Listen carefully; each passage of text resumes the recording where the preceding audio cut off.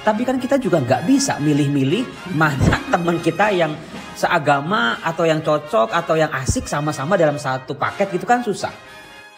Salam damai sejahtera saudara-saudaraku terkasih pencinta firman Tuhan. Berjumpa kembali dengan Bible Learning with Father Joseph edisi spesial. Mengapa saya sebut spesial? Karena di sebelah saya sudah ada tamu yang dulu pernah hadir juga. Videonya banyak sekali penontonnya.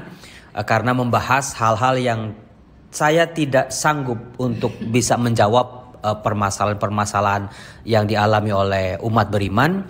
Lagi-lagi kita hadirkan di studio Bible Learning Ibu Diani Pranata. Halo Romo, terima kasih kesempatannya. Nah kalau kali gini kan ada persiapan Mo. Yang pertama tuh benar-benar. Oke, Ibu Diani apa kabar Bu? Baik. Kesibukannya masih tetap berjalan seperti biasa? Iya, puji Tuhan ya.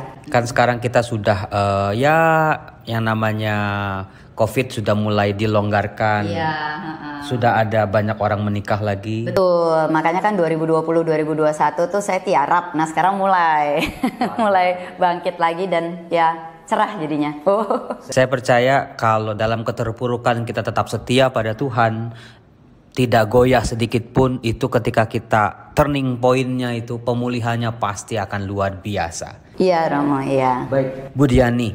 Ibu Diani saya undang ke sini untuk membicarakan sesuatu yang cukup sensitif di kalangan umat.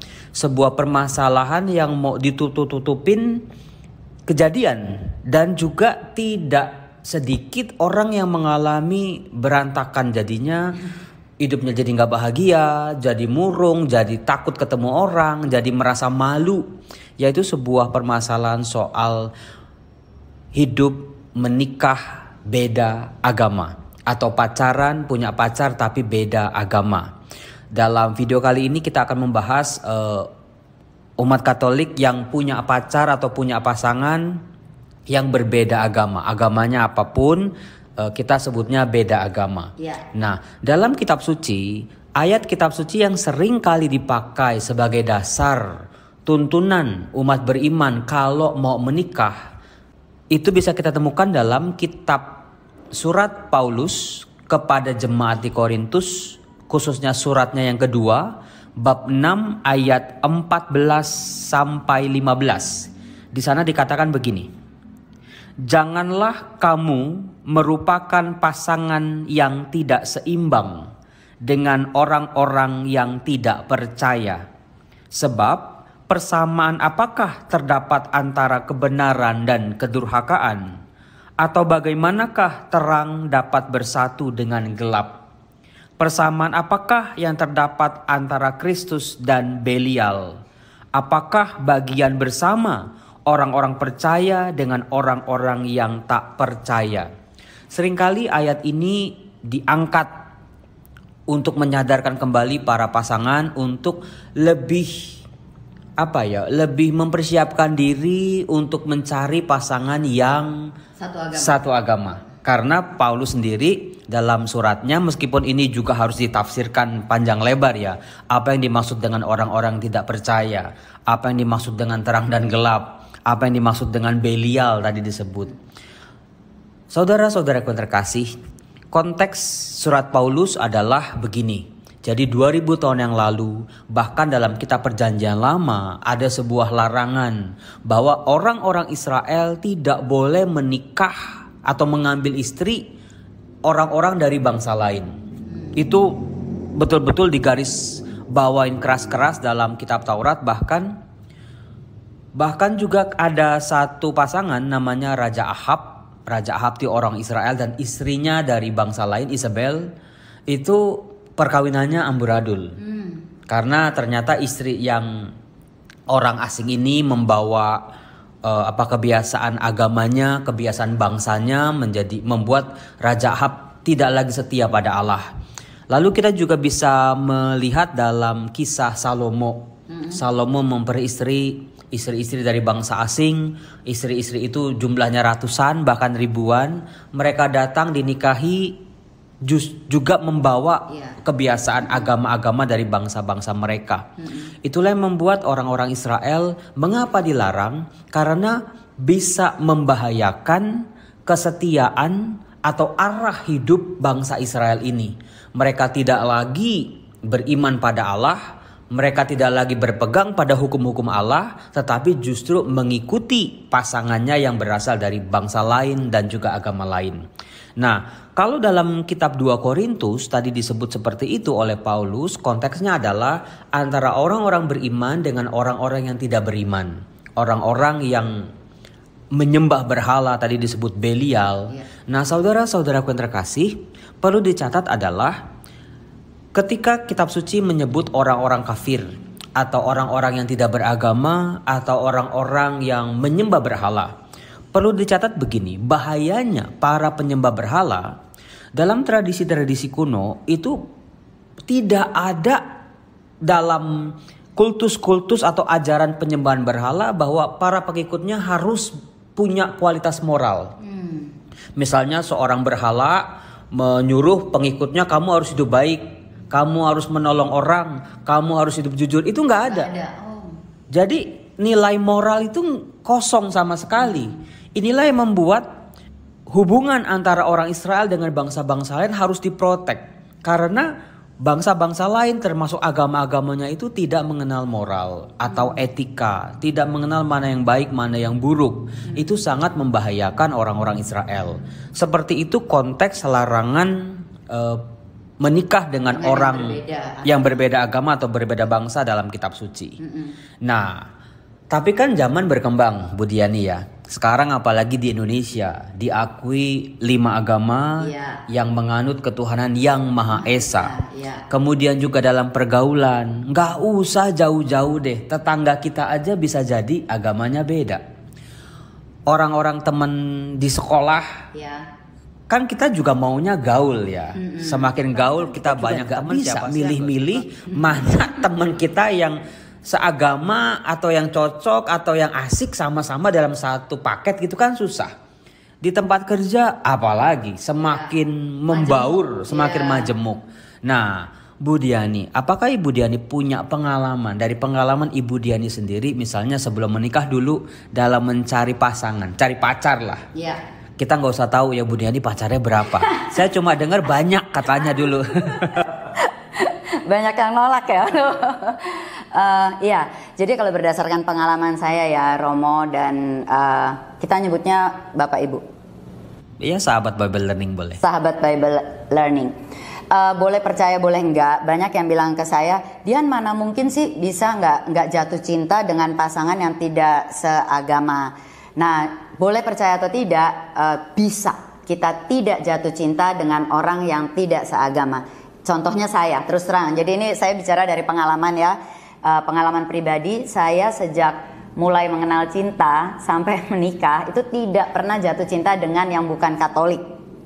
Karena sudah saya putuskan begitu. Jadi keputusannya itu memang harus dari kita yang mau menikah. Jadi bukan dari orang tua. Betul bahwa orang tua saya yang bilang jadi orang tua saya tuh sejak saya mulai naksir-naksir orang lah, mau kayaknya SMP deh kayaknya kalau nggak salah. Itu mama selalu mulai ngomong gitu, pokoknya nanti kalau serius atau kalau mau menikah awas ya, harus yang Katolik ya, harus satu agama. Jadi itu udah mulai doktrin deh kayak gitu. Nah jadi ya udah, jadi benar-benar believe it or not ya, karena permintaan orang tua saya nggak neko-neko, cuma itu doang, harus satu agama. Ya udah, daripada saya pikir saya berantem untuk hal yang cuma satu itu, ya saya memutuskan untuk jatuh cinta dengan yang Katolik aja. Berteman banyak Romo, yes, teman saya banyak dari lintas suku, lintas agama, tapi jatuh cinta entah kenapa tuh emang nggak bisa gitu. Jadi kalau bukan agama Katolik ya nggak jatuh cinta aja, nggak naksir. Jadi di situ saya belajar kalau kita sudah putuskan, kalau keputusan itu datang dari diri sendiri, bisa. Gitu. Tapi kan pasti sahabat Bible Learning di rumah bertanya, Bu Diani pasti lingkup sekolahnya sekolah Katolik, betul? Yes. Dari TK, SD, SMP, SMA sampai kuliahnya di Atmajaya. Maka itu memungkinkan karena banyak pilihan, betul? Ya. Ibu Diani sekolah atau bergaul dengan ya memang tempatnya itu. Ya. Tapi kan yang namanya pergaulan ya di luar sana, nggak semua orang bisa bersekolah di sekolah Katolik dari kecil sampai gede. Sekolah di sekolah negeri aja atau sekolah di luar negeri misalnya. Itu mau nggak mau gimana Romo? Mengingat di negara kita ya Katolik tuh minoritas. Ketemunya ya sama yang bukan Katolik. Nah, Bu Diani pernah nggak ngalamin orang misalnya pengalaman di luar lah yang Ibu Diani amati, sulitnya bagi orang Katolik menemukan pasangan yang seiman? Ya betul, ya itu memang kasus yang banyak terjadi, betul.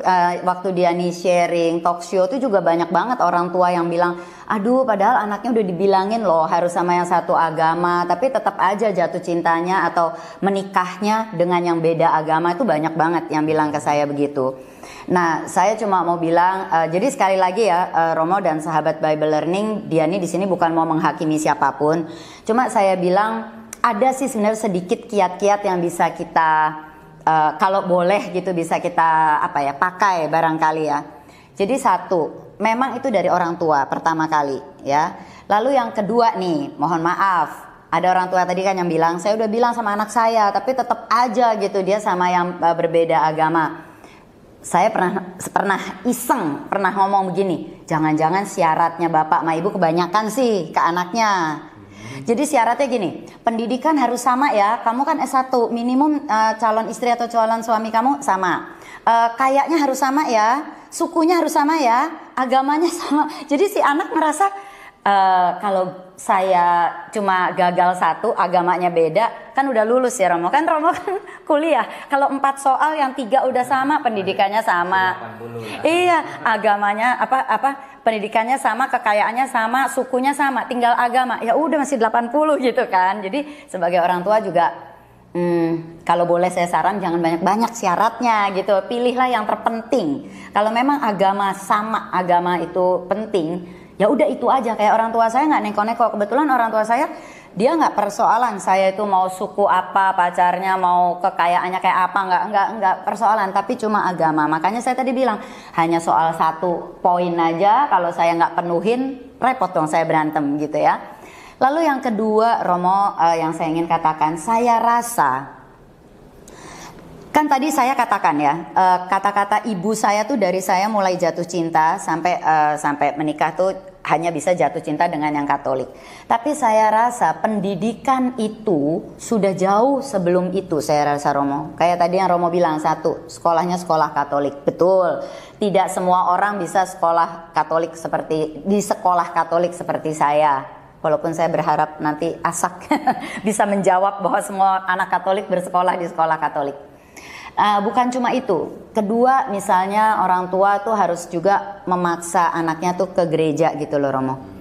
Banyak orang tua dulu zaman saya remaja yang ya udahlah capek. Kan waktu kita SMP SMA kadang-kadang kan ada party, ada apa. Itu banyak yang kalau saya tanya teman saya, lo nggak ke gereja?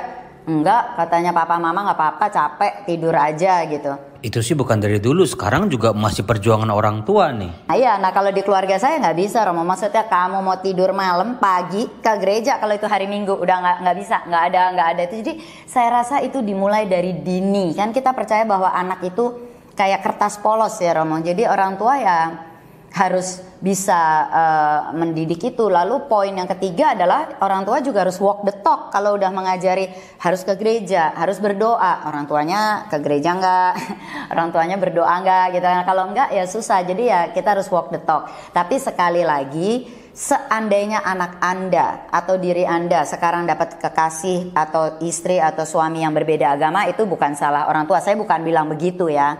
Saya cuma bilang kalau yang bagi yang anaknya masih kecil dan merasa bahwa pernikahan satu agama itu very important, ya itu harus dimulai dari dini. Itu yang saya katakan. Tapi jangan dibalik.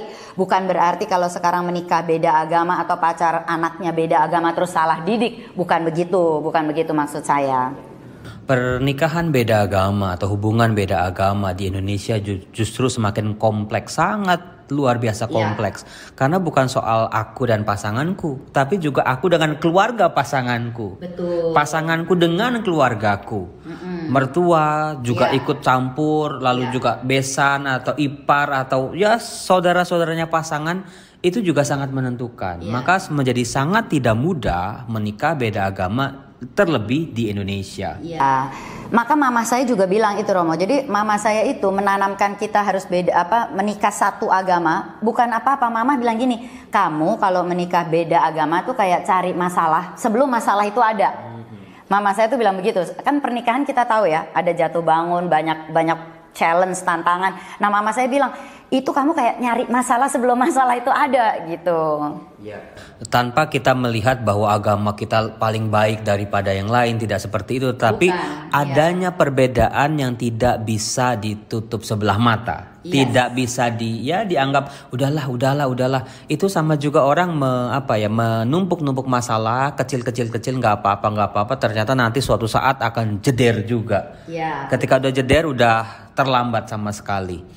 Nah, Bu Diani, kalau kita lihat ya, ada banyak nih penonton Bible Learning atau anaknya itu juga mengalami Romo, sudah berusaha cari, bukannya nggak pernah aktif gitu ya. Udah di Segara Bidul Jodoh aja udah pernah dicoba, cari yang seiman. Tapi kok dapatnya yang ini, kebetulan kok ya baik, kebetulan kok cocok, kebetulan kok sesuai kriteria. Cuman ini aja nih Romo yang membedakan. Padahal kan Tuhan kita satu katanya. Caranya yang berbeda. Nah, bagaimana kalau memang ya sudah nemunya yang cocoknya sama yang lain agama, apakah harus putus, apa ada trik-trik kiat-kiat khusus gitu? Oke, kalau Diani ya, jadi pertama itu tadi sebaiknya dengan yang satu agama. Tapi kalau sampai mendapatkan pasangan yang beda agama, kalau dari saya lebih baik nikah beda agama daripada memaksa pasangan kita masuk ke agama kita. Itu saya kurang setuju karena agama itu kan persoalan yang sangat pribadi ya Romo. Jadi saya nggak suka tuh kalau ya udah saya mau nikah sama kamu tapi kamu pindah ya ke agama saya. Nah itu saya nggak setuju. Lebih baik menikah beda agama kalau sampai memang itu terjadi.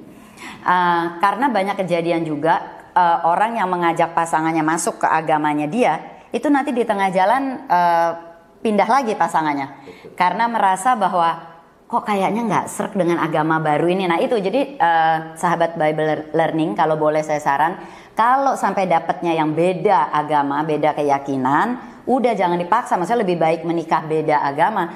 Toh di podcast saya nanti bulan Agustus bersama Romo Erwin ya Romo Yosef, itu dikatakan kalau di Katolik bisa difasilitasi.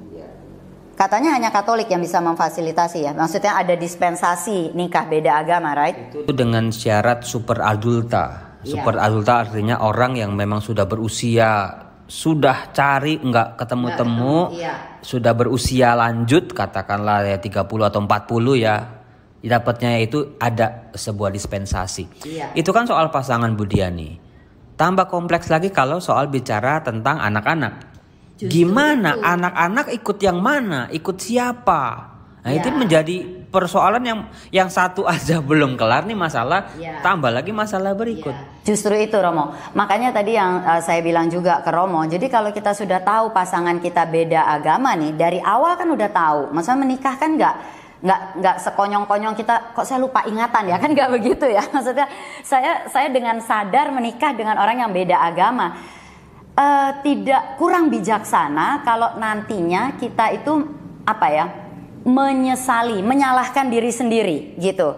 Karena ini pernah kejadian kepada saya, ada seorang ibu yang datang kepada saya, dia menikah dengan, ibu ini Katolik, menikah dengan pasangan yang berbeda agama dan anaknya cuma 2, dia cuma punya 2 anak, dua-duanya ini ikut agama suaminya gitu. Lalu bilang ke saya, dia nih nangis-nangis gitu. Saya sedih sekali, saya merasa ibu yang gagal. Anak saya nggak ada satupun yang ikut agama saya, agama Katolik. Nah ini menurut saya nggak bisa begitu gitu. Karena Anda sudah tahu menikah dengan yang beda agama.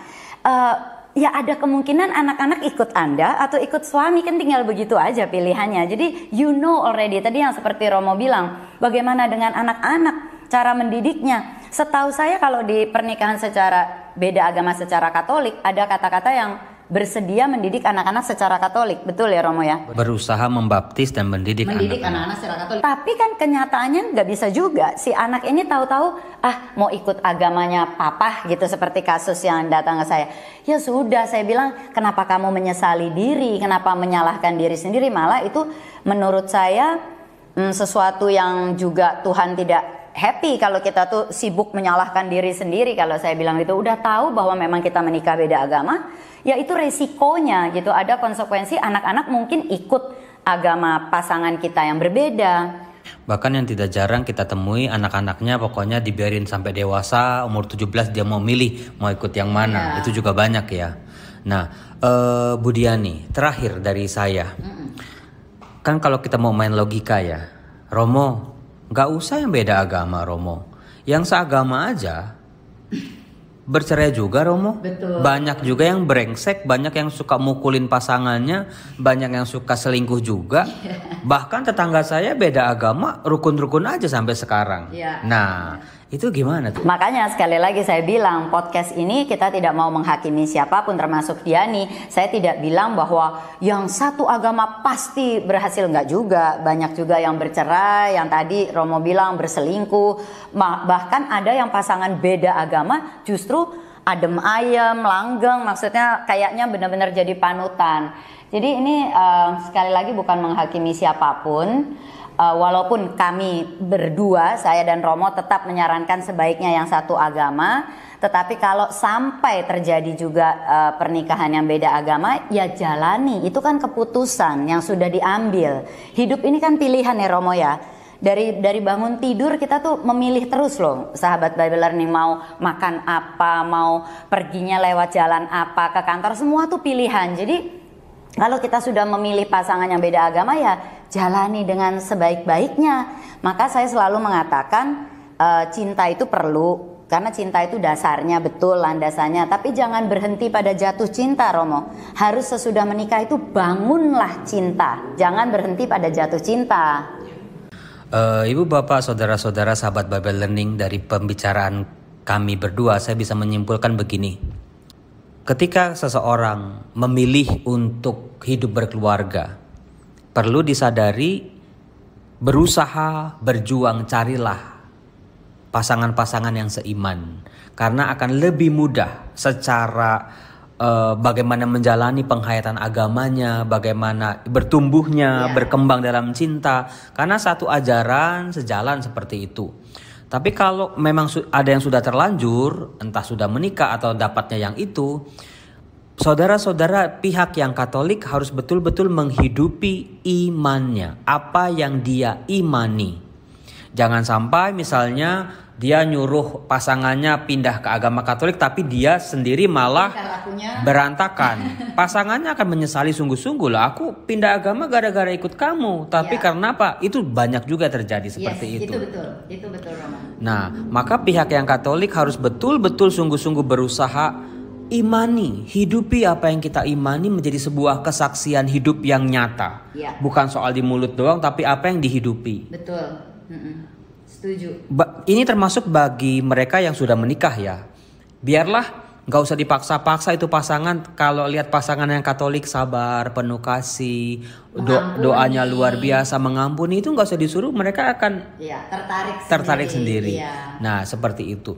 Nah kemudian yang terakhir dari saya adalah perkawinan adalah sebuah rahmat istimewa dari Tuhan.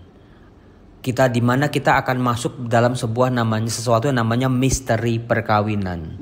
Gak ada orang yang menikah dia sudah yakin banget akan bahagia ever after seumur hidup sama pasangannya. Saya yakin gak ada. Semuanya penuh misteri. Bagaimana misteri itu? Kita diajak oleh Tuhan membongkar misterinya, melihat kebenaran demi kebenaran dalam perjalanan hidup perkawinan. Biarlah rahmat-rahmat Tuhan juga bekerja dalam diri setiap pasangan, mau itu yang seagama ataupun yang tidak seagama. Yang terpenting kita tetap setia.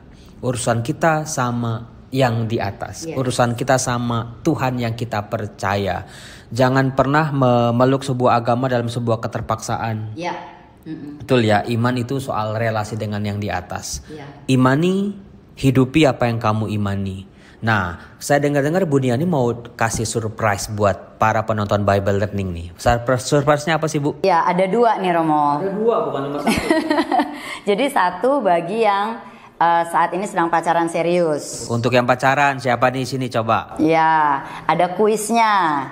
Jadi kita akan mengadakan kuis di mana pasangan ini bisa lebih saling mengenal satu sama lain.